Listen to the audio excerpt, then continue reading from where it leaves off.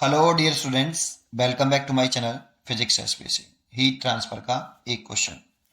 A slab of stone of area 0.36 metre square and thickness 0.1 metre is exposed on the lower surface to steam at 100 degree Celsius and a block of ice 0 degree Celsius rest on the upper surface of the slab. If in 1 hour 4.8 kg ice is melted, the thermal conductivity of slab given the latent heat of fusion of ice 3.36 10 power 5 joule पर KG. चार choice रखी है। पहले समझते हैं कि question में दे रखा क्या है। एक स्लैब दे रखी है हमें, ये रही, ये स्टोन की स्लैब है बेटा, ये स्लैब है स्टोन की, ठीक है।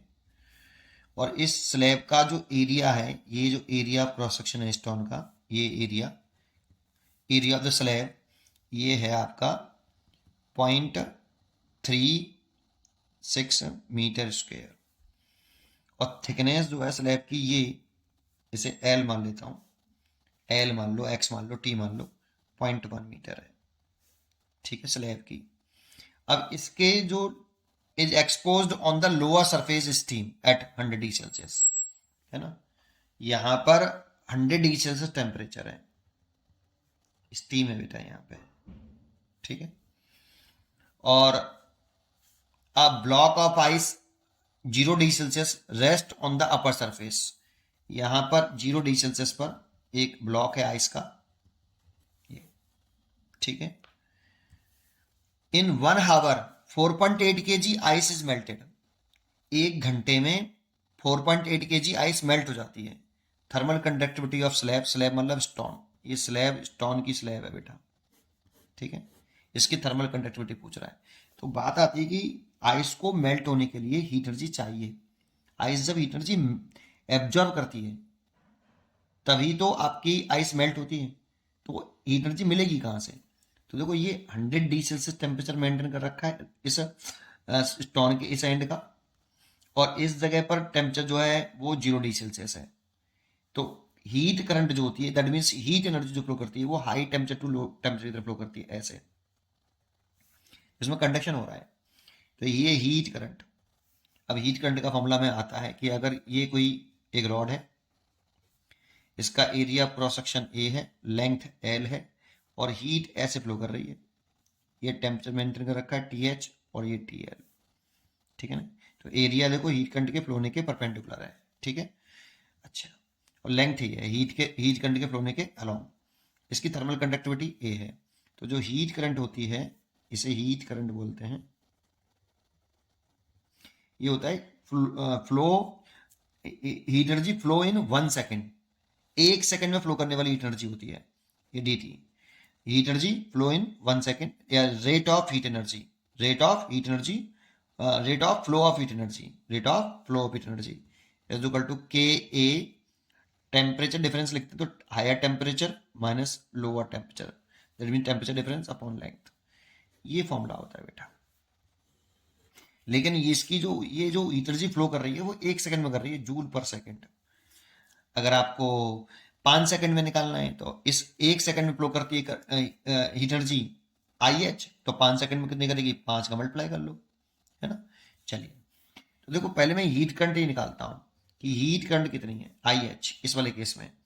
तो फॉर्मूला लगा दो, ये वाला D Q by D T निकाल लें, दैट मीन्स 1 सेकंड में फ्लो करने वाली हीट एनर्जी निकाल लें। तो थर्मल कंडक्टिविटी के स्लैब की, ये स्लैब की हो गई स्टोन की, थर्मल कंडक्टिविटी स्लैब की के स्लैब, ठीक है, इनटू एरिया इसका, तो हीट करंट के फ्लो होने के परपेंडिकुलर ले रहे हैं तो एरिया ये हो गया बेटा स्लैब का ए, और टेम्परेचर डिफरेंस देखें तो 100 माइनस के 0 ओवर लेंथ देखें तो ये करंट फ्लो कर रही है उसके अलोंग वाली लेंथ लेते हैं 0.1 मीटर।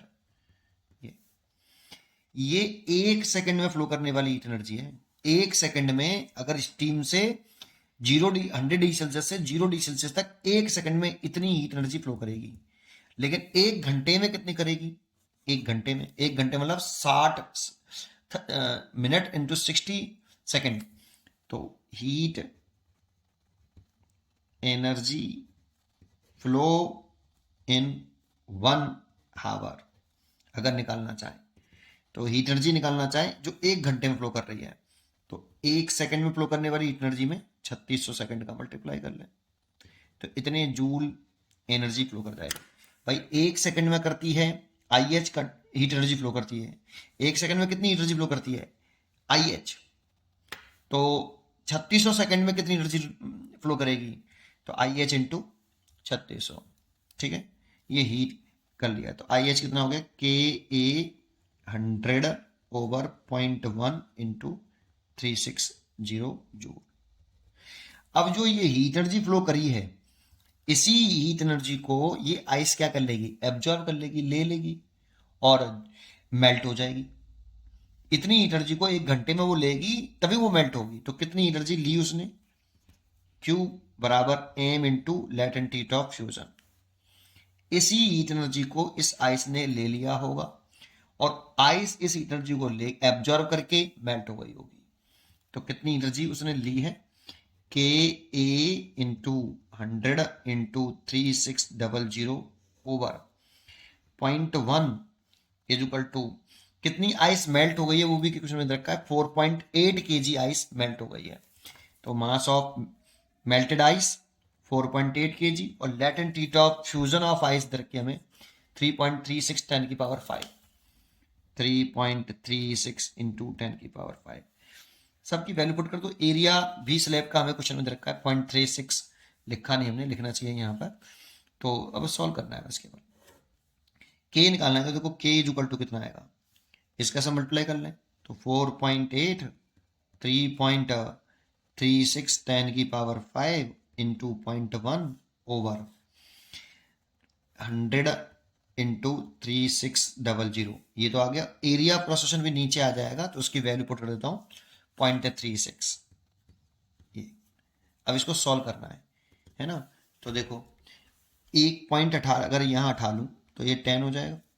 देखो 2 जीरो और 2 4 जीरो, 1 5 जीरो, 5 जीरो 10 की पावर 5 हो गया, देखो ये, और ये इससे कट गया, ठीक है। ये पॉइंट इसको हटा लो, इस पॉइंट को हटा लो, ठीक है। तो ऊपर और इस पॉइंट को भी उठा देंगे, तो एक नीचे जीरो कर लो, एक नीचे जीरो कर लो, 10 इसको उठा लो, तो पॉइंट सब हटा दिए, 48 कर लिया, 336 कर लिया ओवर, नीचे हो गया 36 इंटू 36 इंटू 10। अब इसको सॉल्व कर लेते हैं। तो देखो ये कट गया 6 से, है ना, 6 से ये कितनी बार कट रहा है आपका, 8 बार, और ये 6 से कट गया 6 बार, और ये भी कट गया 6 से 5, और ये 6, और ये 6 से कट गया 6 बार, ठीक है। अच्छा, और क्या करें,